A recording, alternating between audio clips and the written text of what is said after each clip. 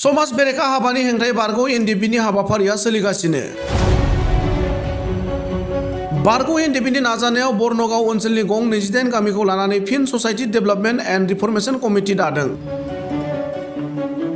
बावैसो सान सिगांनिफ्राय बारग' एनडिपि आरो माखासे आफादफोरा ड्राग्स, जुवा, देहा फालांगि बायदि समाज बेरेखा खामानिनि हेंथायै गोख्रों हाबाफारिखौ लाबोनाय नुनो मोन्दों।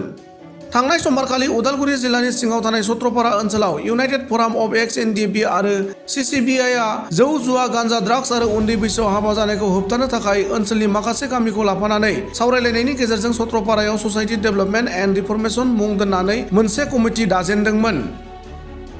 बेबादिनो इउनाइटेड फराम अफ एक्स एनडिपि आरो सिसिबिआइआ बे एखे थांखिजोंनो बर्नगाव ओनसोलनि रायजोफोरजों फिन सावरायलायनानै मंगलबारखालि ससाइटि डेभेलपमेन्ट एन्ड रिफर्मेशन कमिटिखौ दाफुंनाय जायो। समाज बेरेखा जौ, जुवा, गान्जा, ड्राग्स आरो उन्दै बैसोआव हाबा जानायखौ होबथानो थाखाय बेबायदि थांखि लानानै कमिटि दानाय हाबाफारियाव बर्नगाव ओनसोलनि गोबां गामिनि रायजोफोरा बाहागो लादोंमोन। लोगोसेनो बे गोदान कमिटि दानाय मेलनि गेजेरजों समाज जेंनाखौ फोसाबनो गोख्रों थांखि लानानै मावनाय खामानिनि फिथाइखौ जों मोननो हानायजों जाफुंसार जानो थांगासिनो। जोंनि मुंख्लंफोरा समाज बेरेखा खामानि मावनो एबा सोरनिबा हिनजावा सोरजोंबा खारनानै गावनि गथ' गथायखौ आलाय सिलाय खालामथों होनना जिउखौ बावाखै।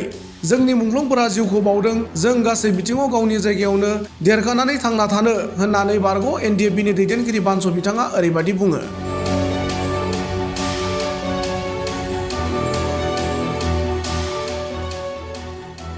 थारैनो बाख्नायथाव आरो जोङो गोसोआव बिराद रंजाखांनाय मोन्दों आरो दिने दिने जोंनि बोलोआ बारानिफ्राय बारा जालांबाय थादों।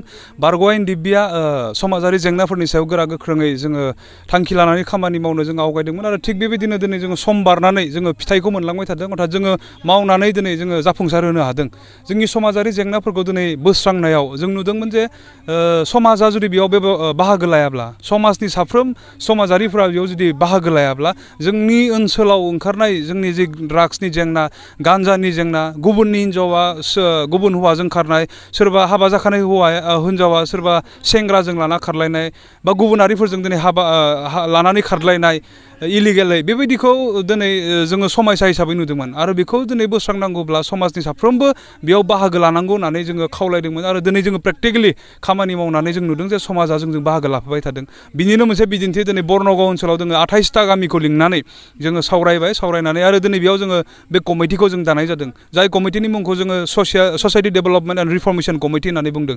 जोंनि बे बायफ्लेनाय समाज बेबस्थाखौ जोङो दाफाफिननो थाखाय, जिया गाज्रि जानानै दङ बेखौ मोजां खालामफिननो थाखाय दिनै जों रायजोजों सावरायनानै गोसोआव आरो बोलो मोन्दों आरो जों फोथायदों बेबायदि जों जुदि दावगालांबाय थानो हायोब्ला जों हारिखौ मोनसे जौगानाय लामायाव बा जौगानाय स्टेजाव जों दोनहैनो हागोन। बेखौ बारग' एनडिएफबिफ्रा फोथायदों आरो नुनानै, मेगनजों नुनानै थारैनो जोङो रंजानाय मोनो। दासिम जोङो मोननै कमिटिया दाफुंजाबाय। बेनिफ्राय जोङो अर्गानाइज खालामनानै दंबाय थायो।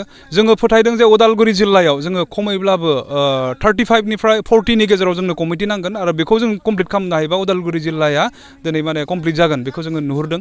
बेवहाय जोङो सानहर जोंनि सेंग्राफ्रा गावनि मावनांगौखौ दोनथ'नानै लाइजाम रानगासिनो दङ जोंनि समाज बेबस्थाखौ थिग खालामनो। मानोना जों नुदों जे बेबायदियै जुदि दोनबाय थायोब्ला जों हारि हिसाबै लोरबां जागोन। खारन बर'फ्रा खोलोब खोलोब दिनै दावहा होबोदों आरो मुंख्लंनि उनाव मुंख्लं जाबोदों। बे मुंख्लंफोरा दिनै ओरैनो जिउ बावाखै। जोङो गान्जा फाग्ला जाना थाजोबथों बर' जाथिनि सुबुंफोरा, बर' जाथिनि आइजोफोरा बेजों लाना खारलायनानै गावनि जोनोम होनाय गथ'खौ दिनै आलाय सिलाय गारनानै माने नस्थ' जाथों होननानै दिनै जोंनि मुंख्लंफोरा जिउ बावाखै। जोंनि मुंख्लंफोरा जिउ बावदों जाहाथे जोंनि बिखायाव जों गासैथिंबो देदगादुर गैयै थांनानै थानो हायो जोंनि ओनसोलाव, जोंनि जायगायाव। बेखौ थांखिनानैसो जिहेथु मुंख्लंफोरा जिउ बावदों। बेवहाय दिनै जोङो खामानि मावदों आरो मोजां मोनदों जोङो जोंनि बे खामानियाव रायजो राजाफोरा जोंखौ लोब फैनानै सहाय खालामफैदों।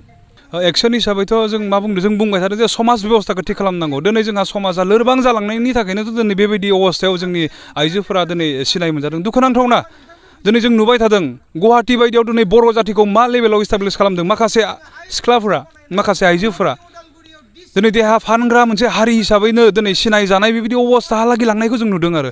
दा जोंनि ओनसोलनि माखासे सिख्लाफोर बा आइजोफोर जायफ्रा दिनै बे गाज्रि खामानियाव दङ बिथांमोनाथ' खनसेनो दिनै गुवाहाटियाव थांनो हायाखै। मानि थाखाय बिथांमोना माने बेबायदि गाज्रि लामाजों आवगायनो खाबु मोनखो? कारना जाहैबाय जोंहा समाजाव दिनै गोख्रों नङा। बे ओनसोलाव गाज्रि खामानिखौ मावजेनबा बिनिफ्राय बिहा गोसोआ बारायलांनानै दिनै बबेबा सिटियाव बबेबा आउट अफ स्टेटआव दिनै मोनहैबाय बेबायदि नुदों आरो। स' बेबायदि जेंनाखौबो जों जुदि फोसाबनांगौब्ला समाज बेबस्थाखौ थिग खालामनांगोन।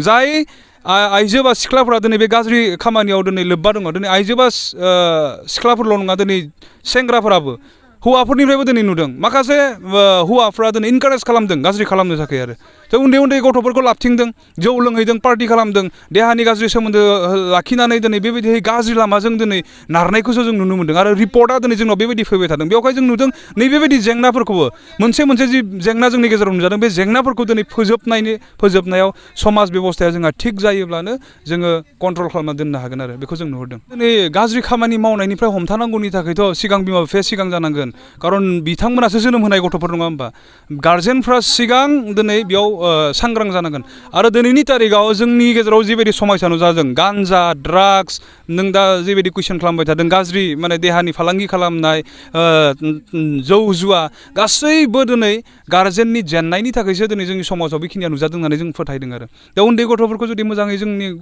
बिमा बिफाफोरा गथ'फोरखौ जुदि मोजाङै खाङोब्ला मोजाङै जुदि बुजायोब्ला बिथांमोनखौ जुदि मोजाङै नोजोर होनानै बेङोब्ला जोंनि गथ'फ्रा नस्थ' जानाय नङा खारन एखे जायगायावनो दिनै गुबुन हारिफोरा जायाखै जे मानो जायाखै दिनै गुबुन हारिया दिनै मानो जायाखै थ' बिथांमोननि बिमा बिफाफ्रा सांग्रां जायनि थाखाय बे गुबुन हारिफोरा दिनै नस्थ' जायाखै ड्राग्सजों गान्जादों दिनै सोर नस्थ' जादों जोंनि हारिया दिनै बांसिन नस्थ' जादों थ' बेयाव जोङो स्पस्ट' बुजि मोन्दों जे जोंनि समाजारि जेंना दिनै ओंखारनायनि सिगां दायनिगिरिया खिन्थु बिमा बिफासो जानानै दं आरो बेवहाय आं खावलायदों दिनै माब्लाबा मोनसे भुलनि थाखाय रोंस'नाखिसै माब्ला मोनसे सानख्लाबनो हायिनि थाखाय जोथोन लानो रोङाखिसै खिन्थु समा दिनै जोबनानै थाङाखै बेवहाय गोदान बिमा बिफा जोंनि गेजेराव उजिबायानो थागोन बेबायदिहै साफ्रोमबो जेब्ला बिमा बिफा जागोन गावनि गथ'खौ मोजाङै माने गियान होनांगौ आरो बिदिहै बेंनांगौ होननानै जोङो खावलायनो लुबैयो नेक्स्टआव दिनै जोङो बे कमिटिखौ खालामग्रोनो नागिरदों बिनि उनाव जोङो एक्सनाव जों थांगोन जों मोनबाय थादों दिनै रिपर्टखौ दिनै बर्नगावआव खालामबाय दाख्लै सस्त्रआव खालामदों माबायदिहै दिनै प्रब्लेम दङ समाजाव आरो बे प्रब्लेमफोरखौ दिनै जों समाधान खालामनो जों माखासे लामाफोर नैबे समाज सावरायनायाव जोङो दिहुननानै होलांबाय थादों जे तिरा तासा जुदि बन्द' जानांगौबा बबेबा औवा सिङाव गेलेनाय तासा जुदि बन्द' जानांगौबा बबेबा सकायाव लिरनाय जुदि तिरा जुदि बन्द' जानांगौब्ला गामिया सिगां आयेन दाग्रो जे जोंनि गामिनिफ्राय रावबो तिरनि एजेन्ट जानो मोना जोंनि गामिनिफ्राय रावबो तास गेलेनो मोना जुवायाव रावबो लोब्बा थानो मोननाय नङा समाजा जुदि बेबायदि आयेनखौ लायोब्ला बारग' एनडिबिजों लोगोसे रायजो राजाफोरखौ लानानै जोङो फोसाबनायनि बेब'स्थाखौ लागोन एक्सनाव जों ओंखारगोन आरो स' बेबायदि जोङो जोंनि माने स्ट्रेटेजि पलिसिखौ जों लानानै दोङो आरो फैबाय थानाय समफ्राव रायजो राजाफ्रा गासैखौबो मेगनजों नुलांबाय थागोन